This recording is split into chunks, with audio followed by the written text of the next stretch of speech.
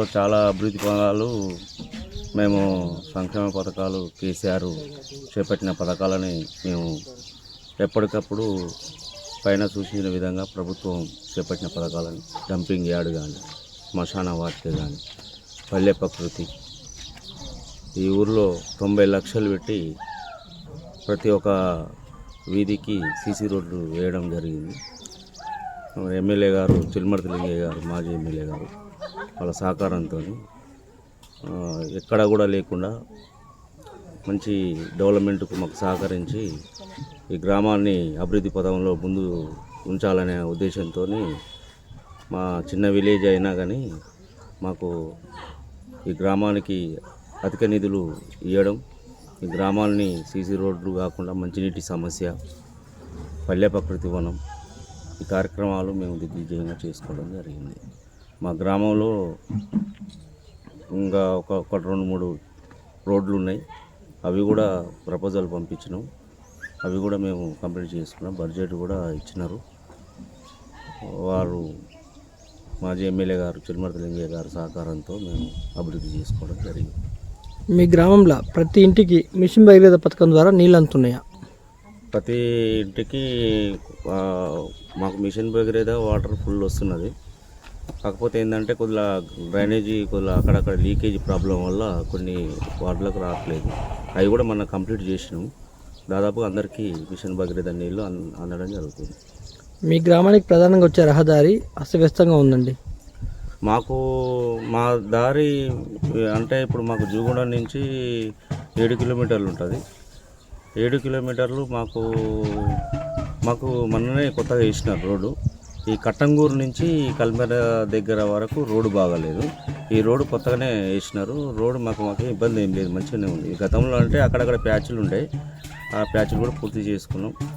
ఇక్కడ మాకు చెరువు అలుగు ఉండే, సుమారు 20-25 లక్షలతోని జడ్పీ చైర్మన్ గారి నిధులతోని మేము ఆ అలుగు కూడా కంప్లీట్ చేసుకున్నాం.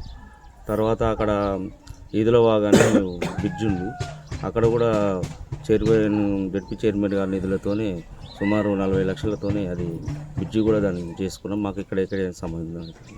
మీ గ్రామంలో డ్రైనేజీ వ్యవస్థ దాని తీరు సార్, మున్సిపల్ సిబ్బంది నిర్వహణ? మాకు డ్రైనేజ్ వ్యవస్థ మున్సిపాలిటీ మాకు 2 వర్కర్స్ ఉన్నారు గ్రామ పంచాయతీ. వాళ్ళు డైలీ వేజ్గా వాళ్ళు వర్క్ చేస్తారు. మీ గ్రామంలో చెత్త సేకరణ ట్రాక్టర్ ఉందా? ఉన్నది. దాని మీద రోజు నడుస్తుంది సార్? రోజు నడుస్తుంది.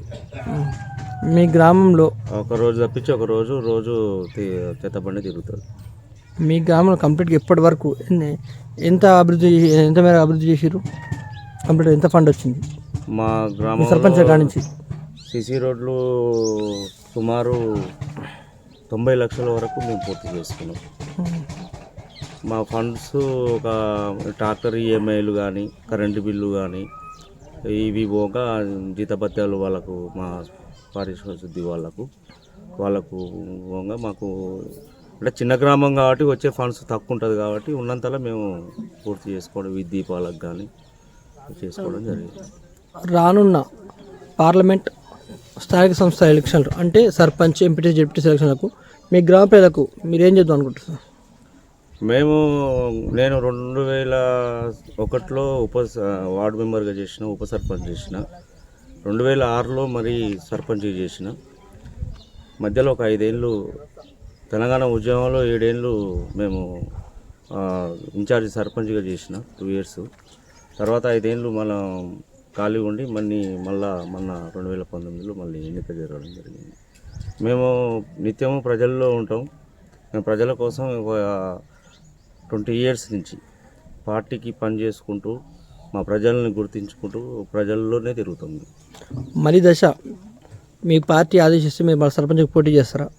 ఖచ్చితంగా పార్టీ మాకు ఆదేశిస్తే మేము ఖచ్చితంగా పోటీ చేస్తాం. ప్రజలు గుర్తిస్తారు, మంచి చేసిన వారిని ఎవరినైనా ఖచ్చితంగా చేస్తాం. సార్, ఇప్పుడున్న ప్రభుత్వం 6 గ్యారెంటీలను తీసుకొచ్చింది. అది ప్రజలలో ఏ విధంగా ఉంది సార్ ఈ విలేజ్లో? ఇప్పుడు 6 గ్యారెంటీలు ప్రభుత్వం తీసుకొచ్చింది మంచిదే, కానీ మరి అవి అమలు చేయడంలో మరి ప్రభుత్వాలు మరి చూడాలి. అది వాళ్ళు హామీలు ఇచ్చినారు, మరి 2 ఎకరాలు 3 ఎకరాల లోపు అయితే ఇప్పుడు అది పడుతుంది. తర్వాత మరి ఈ 500 గ్యాస్ అన్నారు, ఆ, ఇప్పుడు బస్సు ఆర్టీసీలో లేడీస్కు ఉచితంగా అని అన్నారు. సరే చూద్దాం, ఇంకా వాళ్ళు చేసే ఎలక్షన్ మేనిఫెస్టోలో ఏదైతే గ్యారెంటీలు పెట్టిర్రో ఇస్తే పేదవాళ్ళకు ఇది మంచి అద్భుతమైన అవకాశం. అసలు గత ప్రభుత్వ పథకాలకి ఇప్పుడున్న 6 గ్యారెంటీలకి తేడాలు ఏంటి సార్? అలా ఏ విధంగా ఉన్నాయి అభివృద్ధి పథకాలు?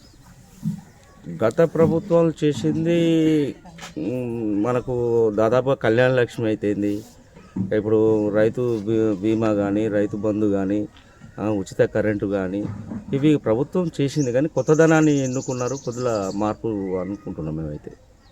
అంటే ఇక్కడ స్థానికంగా ఉన్న చిరుమర్తి లింగయ్య గారు ఓడిపోవడానికి ప్రధాన కారణం ఏంటి? అసలు అభివృద్ధికి మంచిగా చేసిండు అన్నారు, ఎందుకు ఓడిపోయాడు? అంటే అక్కడ ఆయన చాలా ప్రజల్లో తిరిగిన వ్యక్తి. అతను స్టార్టింగ్ నుంచి కూడా ఆయన ఎంపీటీసీ పరిధి నుంచి ఆయన ఒక ఎమ్మెల్యే స్థాయిగా ఆయన 2 times చేసిండు. కానీ కాకపోతే ప్రజలు ఏంటంటే కొద్దిగా మార్పు, రాష్ట్ర వ్యాప్తంగా మార్పు కోరుకున్నారు కాబట్టి దానివల్ల కొద్దిగా ఇక్కడ కూడా మార్పు ఇదైంది. అంటే ఈ ఊరికి ప్రత్యేకతలు ఏంటి సార్ అసలు? ఈ ఊరికి ప్రత్యేకత మాకు కమలాద్రి లక్ష్మీ నరసింహస్వామి టెంపుల్ బ్రహ్మోత్సవాలు ఈ రోజుతోనే పూర్తి చేసుకున్నారు. మాకు ఇక్కడ స్థానికంగా కారంపూడి నరసింహాచార్యులు, ఆయన యాదాద్రి మన ప్రధాన అర్చకులు, ఇది ఇంత ముందుకు ఇప్పుడు ఆయన రిటైర్మెంట్ అయ్యింది. అది ఈ రోజు వరకు కంప్లీట్ అయింది బ్రహ్మోత్సవాలు. అంటే అది ఎట్లా సార్? ఇయర్ జరుగుతుందా ఎట్లా? ప్రతి ఇయర్ బ్రహ్మోత్సవాలు జరుగుతాయి, ప్రతి ఇయర్. అంటే ఎండోమెంట్లో పడ్డదా? ఎండోమెంట్ లేదు. అంటే గ్రామ పంచాయతీ దాని ద్వారా గ్రామ పంచాయతీకి ఏమన్నా అంటే నిధులు అలాంటిది ఏం లేదు. వాళ్ళు వంశపారంపర్యంగా వాళ్ళ తాతల తండ్రుల నుంచి వాళ్ళే ధూపదీప నైవేద్యానికి డబ్బులు వస్తాయి. 8,500 ఇంత వస్తుండే. ఇక అతను ఆయనే చూసుకుంటా, బ్రహ్మోత్సవాలు ఆయనే పెట్టి చేస్తాడు, ఖర్చు పెట్టి చూసుకుంటాడు, ఆయనే చేస్తాడు. ఇప్పుడు బ్రహ్మోత్సవాలకి ఊరిది అంటే వీధి దీపాలకు అట్లా ఏమైనా సహకరించగలుగుతారా సార్ ఆ టెంపుల్ నుంచి? ఇప్పుడు అక్కడ డోనర్స్ ద్వారానే వీధి దీపాలు కానీ, పైన డోనర్స్ ఉంటారు భక్తులు, వాళ్ళ ద్వారానే ఆ బ్రహ్మోత్సవాలు నడుస్తాయి.